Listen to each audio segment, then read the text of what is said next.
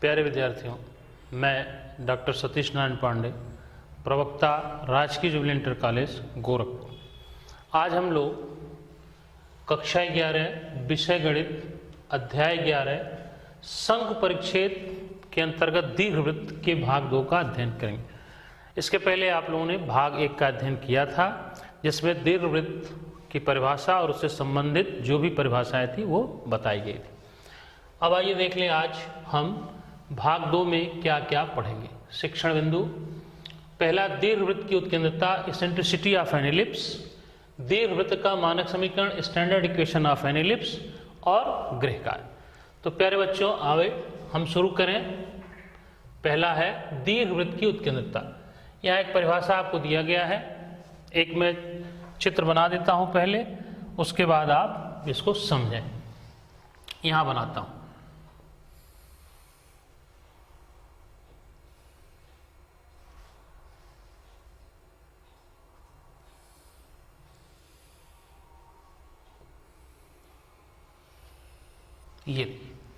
ये आपका दीर्घवृत्त है।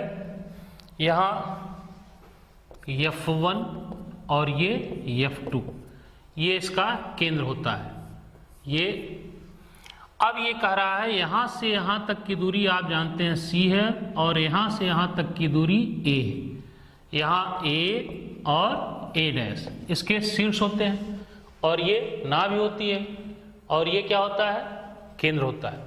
तो अब यहां क्या कह रहा है, दीर्घवृत्त की उत्केंद्रता कैसे परिभाषित किया है, दीर्घवृत्त के केंद्र से नाभि और केंद्र से दीर्घवृत्त के केंद्र से नाभि, क्योंकि केंद्र से नाभि की दूरी ये हो गई, और केंद्र से शीर्ष की दूरियों, केंद्र से शीर्ष की दूरी क्या होगी, ये A यहां दिखाया गया है, का अनुपात है।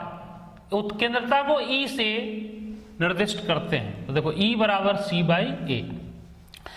यहां ये भी कह रहा है कि देखिए नाभि की केंद्र से दूरी C है, मालूम है आपको, इसलिए उत्केंद्रता के पद में, अगर उत्केंद्रता के पद में हमें लिखना हो नाभि की केंद्र से दूरी A ही हो, तो अब देखो यहां कैसे आता है, ये यहां लिखा गया है CE बराबर C/A।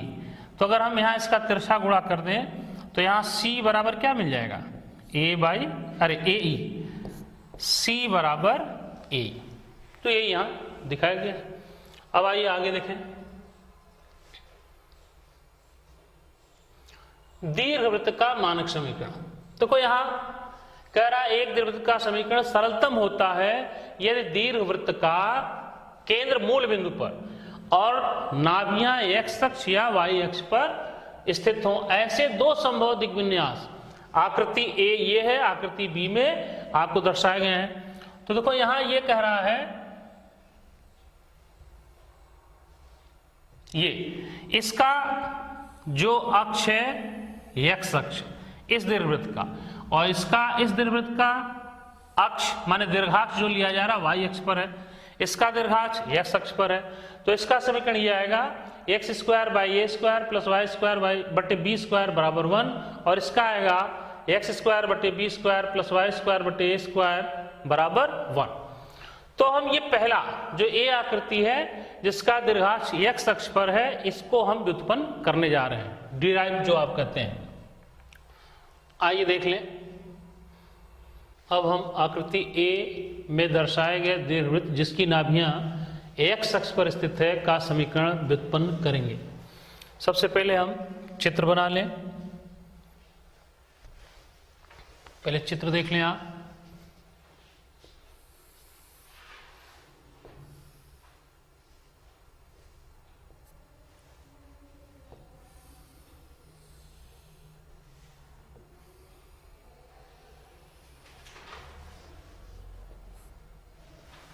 ये है। अब इस पे हम बिंदु लेते हैं।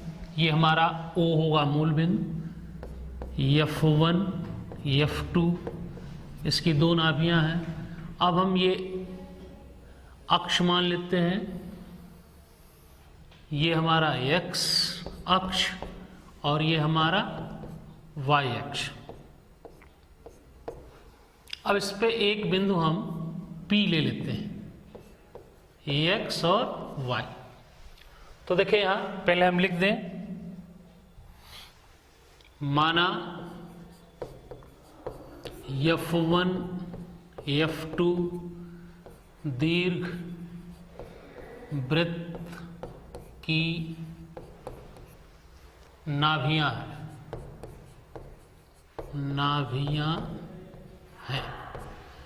F1 F2 का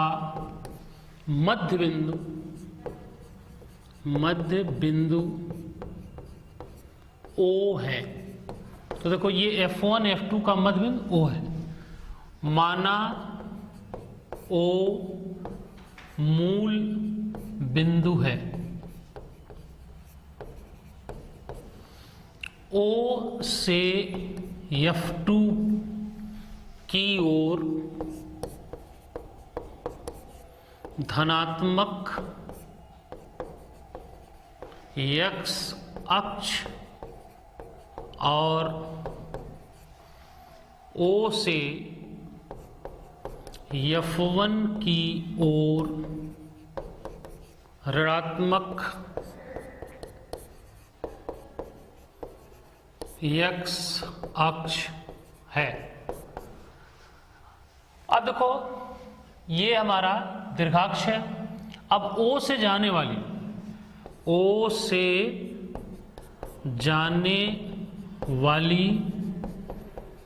तथा x अक्ष पर लंब रेखा y अक्ष है। यहां तक आपके समझ में आ गया होगा। अब F1 आप जान रहे हैं कि यहां से यहां तक की दूरी c होती है और यहां से यहां तक की दूरी पूरा जो आप लिखते हैं a डैश, यहां से यहां तक की दूरी a मानी जाती है। तो अब F1 और F2 के निर्देशांक क्या होंगे? तो ये -C0 होगा और इसका कोऑर्डिनेट हो जाएगा C0।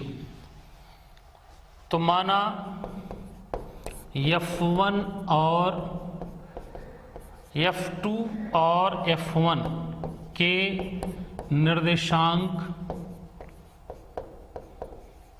क्रमशः, अब देखो ये F2 पहले लिखा गया है तो F2 का निर्देशांक C0 और F1 का निर्देशांक -C0 है। अब माना Px y एक बिंदु इस प्रकार है कि बिंदु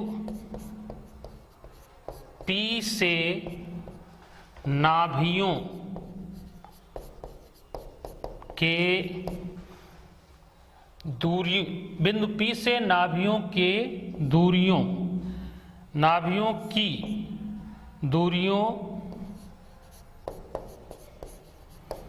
का योग 2a है। तो 2a है तो अर्थात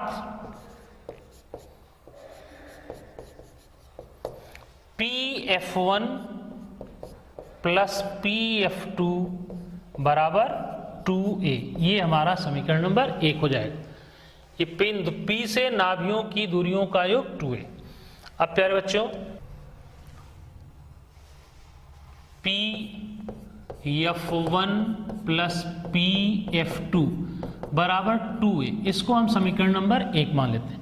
अब Pf1 और Pf2 की दूरी हमें ज्ञात करनी है। आप देख रहे हैं कि P यहां है तो P को अगर हम F1 से मिला दें और P को F2 से मिला दें तो P यहाँ x y है कोऑर्डिनेट, F1 का -C0 है, F2 का C0। तो दो बिंदुओं के बीच की दूरी का सूत्र अगर हम लगा दें तो दो बिंदुओं के बीच की दूरी के सूत्र से पहले Pf1 हम निकाल लें तो Pf1 क्या होगा? देखिए आप x और माइनस सी है तो प्लस हो जाएगा, तो under root x plus C का square plus Y square. PF2 देखें आप, x माइनस सी और y माइनस 0, तो ये हो जाएगा x माइनस सी का वर्ग प्लस वाई स्क्वायर। अब PF1 और PF2 का मान समीकरण 1 में रख दें। PF1 और PF2 का मान समीकरण 1 में रखने पर, अगर हम रख दें तो यही रख दें, तो इन दोनों को PF1 हमारा आया था under root x plus C का square plus Y square plus under root x minus C का स्क्वायर प्लस वाई स्क्वायर बराबर 2।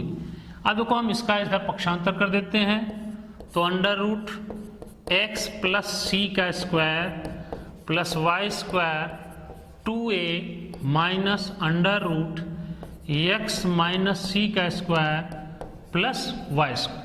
अब दोनों पक्षों का हम वर्ग कर दें, दोनों पक्षों का वर्ग करके सरल करने पर, अब देखो प्यारे विद्यार्थियों क्या होगा, इसका स्क्वायर रूट हट जाएगा, इसका होल वर्ग का फार्मूला आप लगा देंगे, तो ये हटेगा तो क्या आएगा, x प्लस सी का स्क्वायर प्लस वाई स्क्वायर। यहाँ इसका वर्ग करेंगे तो आ जाएगा 4a square plus x minus C का वर्ग plus Y square minus 4a under root x minus C का स्क्वायर प्लस वाई स्क्वायर। अब जब इसका हम होल वर्क करेंगे तो देखें क्या क्या मिलेगा, तो x square plus C square plus 2cx plus Y square बराबर 4a square plus x square plus C square minus 2cx plus Y square minus 4a under root x minus C का square plus Y square. देखिए क्या कुछ cancel हो रहा है, X square C square Y square ये cancel हो जा रहा, तो बच क्या रहा है 4a स्क्वायर माइनस 2 से, ये माइनस है तो इसको हम इधर ला दें, तो इधर लाएंगे तो क्या होगा प्लस हो जाएगा, तो 4a under root x minus C का स्क्वायर प्लस वाई स्क्वायर, इधर 4a स्क्वायर है ले जाए है ही है, इसको भी इधर ले जाए तो माइनस हो जाएगा, माइनस माइनस 4cx ये हो जाएगा। अब इधर से 4 कॉमन हो जाएगा तो 4a under root x minus C का square plus Y square, 4 common हो गया तो आ गया a square minus C X. अब देखो 4 से 4 कैंसिल, पुनः दोनों पक्षों का वर्ग करके सरल करने पर, देखें प्यारे बच्चों क्या आता है यहाँ, अब यहाँ a स्क्वायर हो जाएगा, यहाँ x माइनस सी का square plus Y square a to the power 4 plus C square X square minus 2cx a square, इसका भी वर्ग कर दें तो a स्क्वायर एक्स स्क्वायर आ जाएगा, फिर plus a square C square आएगा minus 2xc a square plus a square Y square बराबर a to the power 4 plus C square X square minus 2cx a square. अब देखो यहाँ 2xc a square minus 2xc a square ये cancel हो जाएगा, यहाँ x square है यहाँ भी x स्क्वायर है, इसको एक पक्ष में लावें तो एक्स स्क्वायर हमारा कॉमन होगा, यहाँ आएगा ए square minus C square plus A square Y square. अब देखो ये ए स्क्वायर सी स्क्वायर उधर ले जाते हैं, यहाँ 8⁴ है तो ए स्क्वायर कॉमन हो जाएगा, तो ए स्क्वायर माइनस सी स्क्वायर, ये फाइनली हमारा समीकरण आया। अब हम ए स्क्वायर और ब्रैकेट में ए स्क्वायर माइनस सी स्क्वायर से दोनों पक्षों में भाग दे देंगे, तो क्या होगा, x square upon A square minus C square, और यहां भी है ए square minus C square plus A square Y square upon A square minus C square, और A square minus C square upon A square minus C square. क्या किया गया है, दोनों पक्षों में ए स्क्वायर माइनस सी स्क्वायर से भाग देने पर ये हमने काम किया इसमें। अब देखो क्या हो रहा है, ये A square minus C square, A square minus square, A square और ये पूरा कैंसिल। क्या मिल रहा है, X square by A square plus Y square A square minus C square बराबर 1, ये हमें मिल रहा है। अब देख लें हम, X square A square plus Y square B square बराबर 1, जहां बी स्क्वायर बराबर A square minus C square रखने पर। तो अब हम क्या करेंगे, अतः कोई बिंदु X square by A square plus Y square by B square बराबर 1, इसको हम मान लें समीकरण नंबर 2, को संतुष्ट करता है।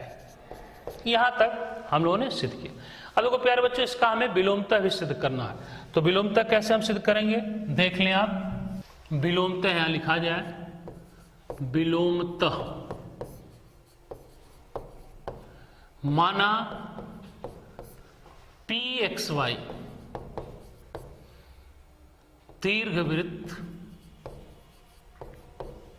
X square by A square plus Y square by B square बराबर 1 को संतुष्ट करता है। अब इसमें कंडीशन दिया गया कि 0 से c बड़ा और a से छोटा। तब अब देखो ये जो हमारा समीकरण है ऐसे हम लिखेंगे, X square by A square Y square by B square बराबर 1। तो हमें यहाँ से मान निकालना है, हम ऐसे लिख सकते हैं वाई स्क्वायर बी स्क्वायर बराबर 1 minus X square by A square. अब इसको हम कैसे लिख सकते हैं, वाई स्क्वायर बराबर बी स्क्वायर और A square minus X square upon A square. ये हो गया समीकरण नंबर 3। अब देखो ये समीकरण नंबर 3 आपको याद होना चाहिए क्या लिखा गया है। अब आगे देख लें, अतः ये देखिए हम लोग निकाले थे अभी PF1 क्या है, यहाँ चित्र है, इससे आपको पता चल जाएगा x प्लस सी का स्क्वायर प्लस वाई स्क्वायर। अब देखिए यहां बराबर under root x plus C का स्क्वायर, अब वाई स्क्वायर का मान रख देते हैं तो क्या है, B square A square minus X square upon A square. कहां से रखा गया, समीकरण 3 से वाई स्क्वायर का मान रखने पर, ये मान है ये इस तरह से, तो इसमें रख दिया। तो देखें अब इसका इसमें गुणा हो जाएगा और ये a बाहर हो जाएगा, तो 1 upon A under root A square x plus C का स्क्वायर प्लस, अब बी स्क्वायर का फिर मान रख दिया जा रहा है, ए स्क्वायर माइनस सी स्क्वायर और A square minus X square. अब देखो ये ए स्क्वायर यहाँ आ गया, तो कैसे, यहाँ बी स्क्वायर बराबर A square minus C square रखने पर, अब देखो इसका 1/a, अब इसको हल किया जाए, ए स्क्वायर इसका वर्ग करेंगे तो गुणा कर दें, A square X square plus A square C square plus 2xc A square plus, यहाँ देखिए a to the power 4 minus A square X square minus C square A square और plus C square X square, यहाँ से। अब देखें क्या कुछ cut पिट रहा है, तो देखो ए स्क्वायर एक्स स्क्वायर माइनस ए कैंसिल हो गया, यहाँ माइनस सी स्क्वायर स्क्वायर ये इससे कैंसिल हो गया। अब देखो ए टू द पावर 4 है, ये सी एक्स है, तो ऐसे हम इसको लिख सकते हैं 1/a अंडर रूट ए स्क्वायर का स्क्वायर प्लस सी एक्स का स्क्वायर और प्लस 2a स्क्वायर इंटू सी एक्स। अब देखो ये होल वर्ग हो जाएगा, किसका हो जाएगा होल वर्ग, जरा देखें प्यारे बच्चों,